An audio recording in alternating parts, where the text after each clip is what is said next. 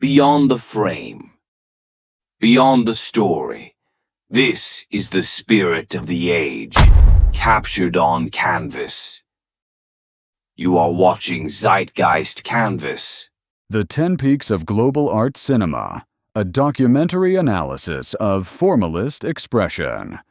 This documentary text, prepared to identify the best art films of all time, is based on the British Film Institute's BFI Sight and Sound magazine poll, which represents the most reliable and widely participated academic consensus in the world of cinema.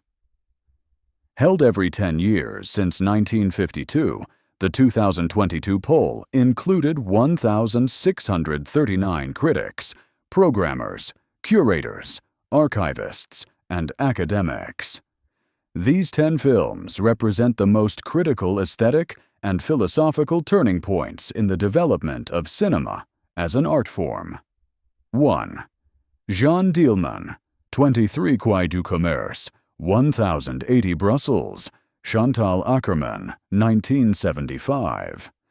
Chantal Akerman's work marked a turning point in the cinematic canon by rising to the top spot in the 2022 Sight and Sound Critics Poll.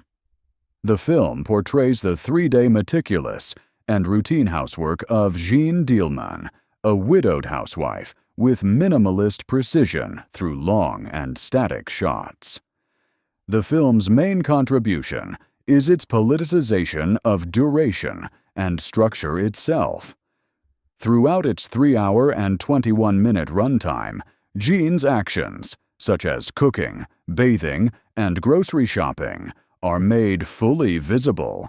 This imprints the material reality of daily labor, which traditional cinema excludes for the sake of dramatic events, onto the viewer's mind. Akerman foregrounds the images between the images of the daily routine, concretizing the invisibility and oppressive quest for order within a woman's domestic work. The film's structural economy heightens the shock of the small deviations in Jean's routine and her final act of violence. This is not merely a feminist correction, but a radical experiment that, by using a non-dramatic form, paradoxically creates an absolute dramatic necessity. 2. Vertigo, Alfred Hitchcock, 1958. Alfred Hitchcock is a director cited by auteur theorists as an exemplary figure due to his stylistic consistency. Vertigo is Hitchcock's masterpiece, where his personal obsessions merge with the supremacy of the cinematic form. The film centers on obsession, identity, and the power of visual deception.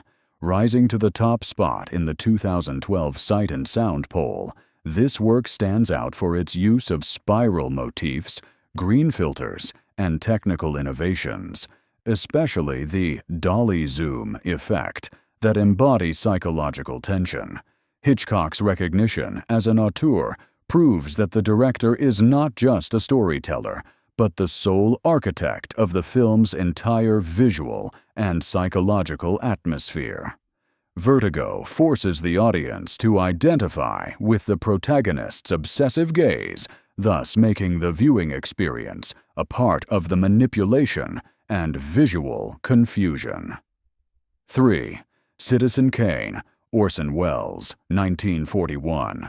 Directed by Orson Welles at the age of 26, this film triggered an unprecedented modernization in cinematic language. Citizen Kane dismantled the traditional Hollywood narrative by presenting a man's life and failure through fragmented memories with a non-linear narrative structure.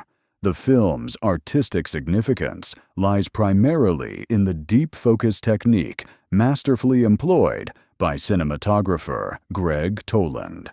Deep focus keeps both the foreground and background sharp, enriching the mise-en-scène drama and allowing the audience to observe all actions in the scene simultaneously. Welles's complete creative control within the studio system made him an icon of early American auteurism. Kane is considered a pinnacle of cinema's technical potential, bringing together all the formal innovations that distinguished cinema from theater and literature into a single work. 4. Tokyo Story, Yasujiro Ozu, 1953. Japanese director Yasujiro Ozu is a master who examines the dissolution of family ties and the quiet aspects of daily life using minimalist themes and stillness. Tokyo Story creates a deep philosophical impact with its simplicity and directness. While depicting an elderly couple's visit to their children, it essentially paints a portrait of family loyalty and the transience of time. Two fundamental elements of Ozu's unique style reveal his spatial radicalism: the tatami shot and the violation of the 180-degree axis rule. Tatami shots capture scenes from the perspective of a person seated on the floor in a traditional Japanese home setting. This physically and culturally embeds the viewer within the scene. Ozu also deliberately violated the conventional 180-degree axis rule, which has historically been used to help the viewer's spatial orientation in cinema. This technical deviation is not just a technical choice, but a philosophical decision that forces the audience to focus on the emotional experience and minimalism by disrupting conventional spatial orientation. 5. 2001. A Space Odyssey, Stanley Kubrick, 1968. Stanley Kubrick's visionary work elevated the science fiction genre to an artistic peak, deeply questioning themes of human evolution, technological advancement, and artificial intelligence. The film is built upon groundbreaking visual innovations and futuristic space depictions. Kubrick's meticulous auteur approach and quest for visual perfection ensured that 2001 was not merely a film, but also an architectural and technological vision. The space stations and interiors depicted in the film interacted with contemporary developments in areas like computer-aided design, CAD, and kinetic architecture, serving as an inspiration for these fields. 2001 is a formalist manifesto that uses cinema as a means of making visionary contributions to the future through the integration of science and art. The visualization and models transcend the content, expressing humanity's journey into the unknown with an epic abstraction. 6. Man with a Movie Camera, Dziga Vertov, 1929. This experimental documentary of Soviet cinema is the embodiment of the theory of pure editing, montage, and radical formalism. With this work, Dziga Vertov separated cinema from theater and literature, foregrounding the camera's kino-eye ability to record and manipulate. At the core of the film lies an experiment rather than a manifesto, an attempt to create an absolute cinematic language, without writing, without a script, without actors. Vertov reconstructs the daily life of a Soviet city into a documentary poem using techniques like multiple exposure, split screens, and rapid, rhythmic editing. These techniques show the viewer the potential to not just record reality, but to reorganize it in a way superior to the eye, through the camera's gaze.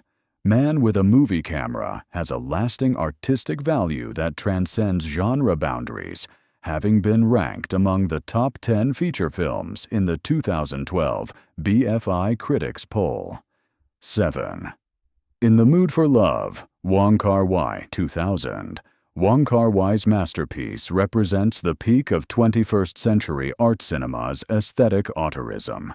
The film chronicles the suppressed romantic relationship between two neighbors, Chow and Sue, in 1960s Hong Kong, conveyed through a visually intense melancholy. Wong Kar-wai's auteur signature is hidden in his immediately recognizable stylistic choices: claustrophobic, narrow spaces, a striking color palette dominated by red and green tones, and the manipulation of time through slow motion and recurring motif events. The film deals with the fragility of time and memory and the aesthetic weight of missed opportunities, transforming personal obsessions into universal emotions. With his consistency and distinctive visual language, Wong Kar-wai has solidified his place as a modern auteur in the tradition of Hitchcock. 8. La règle du jeu, The Rules of the Game, Jean Renoir, 1939.